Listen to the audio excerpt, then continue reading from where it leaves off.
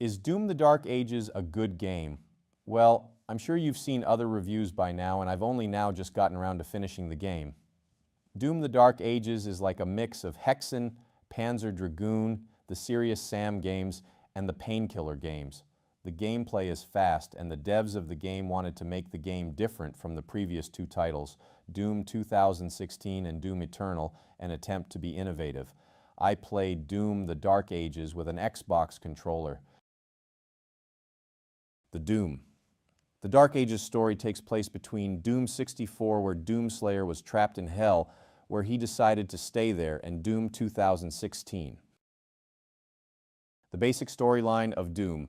The Dark Ages is about a powerful artifact called the Heart of Argent and an evil demon named Prince Azrak, who seeks out the artifact along with two allied forces, the Knight Sentinels of Argent D'Nur and the Makers, who were first revealed in Doom Eternal, playing a significant part of the main storyline, are involved in a war with Hell and Prince Azrak. The gameplay has a slower tempo than Doom Eternal, but still relatively fast-paced, and the iconic shield saw allows you to block and parry enemy blows and counterattack by deflecting attacks which can stun foes and redirect projectiles. When an enemy is stunned, they're highlighted with a purple glow, which triggers a glory strike, which isn't always an instant kill, but may noticeably hurt them. Enemies' heavy attacks are green.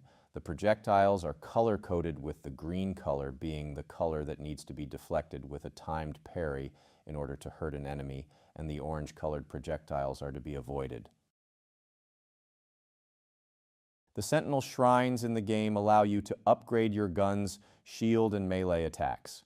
You get new weapons as you progress through chapters in the game, such as a Shredder, Shield Saw, Accelerator, Pulverizer, Impaler, Cycler, the Doom Super Shotgun, a flail, and other medieval-styled weapons such as the Dread Mace and Chain Shot. The Cycler is probably my favorite.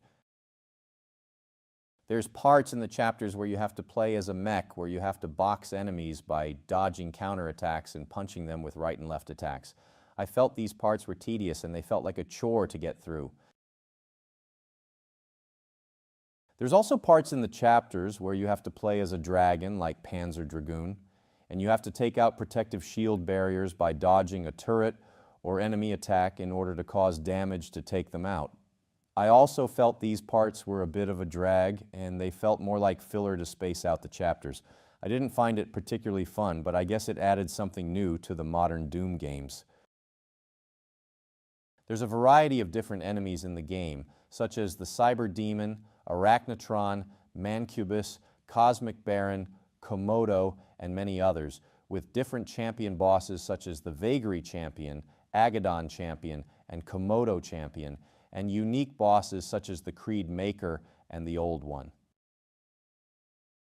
At some parts near the end of the chapters, you have to fight and kill a swarm of enemies in order to reduce the purple shield bar of the leader in order to kill him. Doom: The Dark Ages is a decent game and worth playing if you're a fan of Doom Eternal and Doom 2016, but it's not a perfect game by any means, and some parts of the game, such as the mech and dragon parts, make the game feel like a chore to play, and the gameplay loop plays a major factor in that.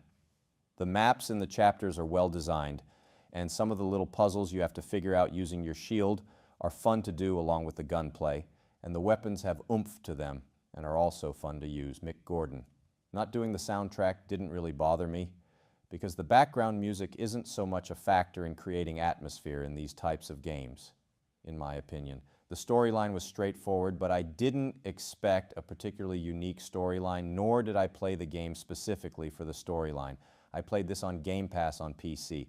The price of $70 is too high for this game, which probably didn't help sales, with a majority of people playing the game on Game Pass. It's worth a buy when it's on sale, and it does have some replay value on the higher difficulties, especially if you're a big fan of these types of games. I'd give this game a 7 out of 10, which I think is fair.